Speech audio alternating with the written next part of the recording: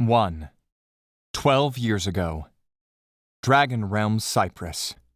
Avalon tried her best to shelter herself from the chill of the early morning's wind. She wrapped herself tighter with her cloak, knowing she only had another hour before she needed to be on the move again. It was only 3 days ago that she left the Black Rabbits. She would no longer be a tool for a cult of murderers, kidnappers, and torturers. She was once proud to wear the black and purple of that clan. Now, she was more content to simply be Avalon the Wanderer. 3 days ago, and it all seemed like only a minute had passed. Sparrowport was just beyond the forest's edge. She would charter a boat to Judeoheim and serve the rest of her life as a silent one. A lifetime. That will be how long it will take to atone for my sins. A mist of rain swept through the forest, numbing Avalon's skin. Her clothes were soaked and musty from last night's rain. She knew it would be foolish to create a campfire with the silent master sending rabbits to track her down. A glowing coal could be seen with ease at night, and smoke would make it even easier. A warm fire was a luxury she could not afford. Avalon's ears twitched, and her sagging eyes sharpened. She was no longer alone. Snatching her sword that rested against the tree, she rolled forward to the center of the camp and focused her already alerted senses. Who did the Silent Master send? You are foolish to think you can sneak up on the high blade of the Black Rabbits. Avalon spat, keeping a vigilant eye in all directions. Finally, from the shadows of the woods, came a slender figure. With a sword already drawn, she slowly approached Avalon. The Silent Master didn't send me, sister. I volunteered to hunt you down. Avalon leapt backwards and unsheathed her sword. Her hilt trembled within her hands. Her heartbeat picked up its pace as she saw the murder in her blade sister's eyes. How has it come to this? My sister, my lifelong friend. Now, my enemy? Veda, it's not too late to leave with me, blade sister, Avalon sputtered. Veda dropped her hood and swished her sword back and forth. Each swing inched Avalon backwards. How could you leave our home? How could you leave me? After all we've been through, you could just do that? Avalon clenched her teeth and gripped her hilt with both hands, inching backwards. The Silent Master, the Black Rabbits, they are both poisonous. Venom which withers our very minds so we can hurt the innocent. Now this? Your master wants to turn us against each other. Veda, you and I share something that he can never touch. Enough of your lies, Avalon. I swore to the Silent Master I would bring you to justice. Alana, be my witness. You will come back kicking and screaming or dead. It does not matter which to me. Veda dashed forward, and within seconds she crossed the camp and slashed at her blade sister. Avalon deflected the attack, but was unable to find the mindset to fight back. She was betrayed and confused that her best friend was so dead set in murdering her. Every thought in her mind told her to run, while her body wished to fight.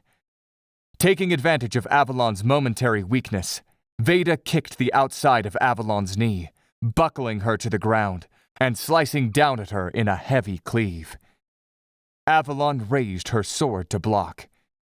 Veda's blow glanced off with such force that Avalon's sword tore from her hand and whipped through the air, driving into a neighboring tree. I expected more fight from you, Avalon, Veda sneered, grabbing Avalon by the throat, raising her closer to her. I can't fight you, Avalon whispered. She slowly edged her hand to Veda's belt and rummaged through one of her pouches. Veda slammed her prey against the tree, caressing her blade against Avalon's cheek. She smiled fondly as it grazed over an old scar. Do you remember our sparring sessions? Avalon tilted her head away from the sword's pricking edge. You and I danced, better than anyone, even better than Legion and Malady. We were perfect for each other, continued Veda. We still are, Avalon said meekly. She grasped what she was looking for in Veda's pouch. I don't want to kill you, Avalon. You forced my hand. I can't come back a failure. A tear streaked down Avalon's cheek and over Veda's blade. I know, and I'm sorry, Avalon said before breaking free of Veda's hold and slinging a handful of white powder into Veda's unsuspecting face. Avalon went straight for her weapon while Veda howled furiously in the background. However, the sword was lodged too tightly into the trunk. Gripping with 2 hands and a foot pressed against the tree, she growled while tugging on the handle, but it would not budge. She took a moment to watch Veda frantically search for a way to wash away the blinding powder, before sprinting off to Sparrowport. The gates of Sparrowport were already crowded with traders and travelers attempting to enter the city. The White Cloak guards inspected and questioned every traveler coming into the port city, looking for contraband or possible Black Rabbit criminals. Avalon hid within the crowds, being sure to keep her Black Rabbit garbs hiding within the shadows of her cloak. Waiting patiently for one of the guards to become overwhelmed with peasants and merchants pushing their way to the entrance, Avalon slithered around the guards and slipped her way into the city. Sparrowport itself was built in the valley of hills spilling out into the ocean. Despite all the roads directing to the bay, there was a maze of weaving streets, alleyways, and bridges connecting the layers of buildings. It was all too easy to hide within the masses of the people moving about their daily routine. But hiding was not the only thing on her mind right now. Her fight with Veda was unexpected, and with that came the loss of her weapon. She needed to replace it and find her way onto a boat going to Dragon Realm Blight before Veda recovered and found her again.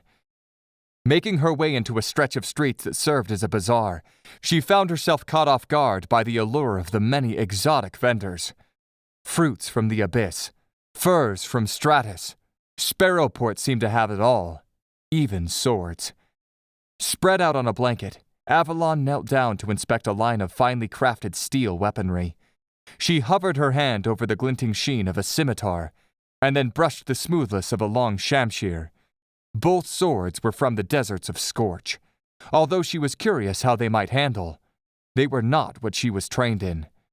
The vendor tending to the stall flashed a keen smile and moved his long beaded hair over his shoulders.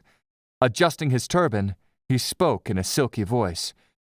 "Ah, fair maiden that has fine tastes. This shamshir was forged in the free hands of Alva and brought over the ocean to grace your hands alone." He ended with a smirk and a wink. "I'm looking for an elven shadowblade," Avalon said, ignoring his flirtatious efforts. "Ah, yes, the Ninjato. That is an interesting sword. They say that the Leaf Song developed the blade after receiving the teachings of a Yikati. It is why the Ninjato is favored by assassins and appears so foreign compared to the claymore or longsword of the Dragon Realm Cypress." "Thank you for the history lesson. Do you have one?" Avalon huffed, tapping her foot. "Patience, child. Of course I have one. However, as one knows, Long Whisper is at war with Black Rabbits. Trading a Ninjato to someone dressed in their colors is hazardous to my well-being," grinned the vendor. Avalon darted her eyes, looking for signs of patrolling White Cloaks. "Relax. I shall sell you your shadow blade, as well as a set of robes. The blade isn't illegal, but being a rabbit is." 50 trit, my friend," the vendor chuckled. Avalon counted the coin on her. She had only 75 trit, and was unsure how much passage to Blight would still be. However, if a vendor could see she was a Black Rabbit, it was only a matter of time a White Cloak may find her, or worse, Veda. "Very well. Here, take it." The towering white sails were a sight to see as the salty air tickled her nose. The creak of the barnacle-covered hulls cut through the mantra of working seamen. She had never been so far south in Long Whisper, and although she had seen the sea, she had never experienced boats as large as these. Approaching a dockmaster from a smaller merchant ship, Avalon held out what she estimated would be enough to get to her chosen realm. She raised her chin and swelled her chest. She may have been a skillful assassin, but she was clueless in the ways of the barter. The best she could do was entice what seemed like a worthy deal. The dockmaster glared at her open hand. "What is this?" Avalon's face dropped as her best-laid plan seemed to collapse from underneath her. She straightened her face, hoping to salvage her deal. "I need passage to Blight. 15 is what I'm offering." The sailor snorted and spat out a wad of mucus. He seemed to mull it over as he scratched his rough beard. He then held up his hand, spreading his fingers. 50, and we're leaving in 10 minutes. Avalon blinked at the price. "I still need to eat. 15 is a fair price," she said, reaffirming her offer. 15'll get you to Scorch. Scorch would only get me halfway there. I would be stranded in the desert realm, she said, raising her voice. 15'll get you to Scorch, he repeated, now crossing his arms. Avalon turned her head back toward the Sparrowport gates. Veda would be in the city by now and heading to the docks. A trip to Scorch was not the ideal realm for her journey to becoming a silent one, but it would throw Veda off her trail. Perhaps the Angel of Luck was with her today. Deal. Heading onto the ship, she paused for a moment, reflecting on her past life that she was about to leave behind, and readied herself for the adventure to come.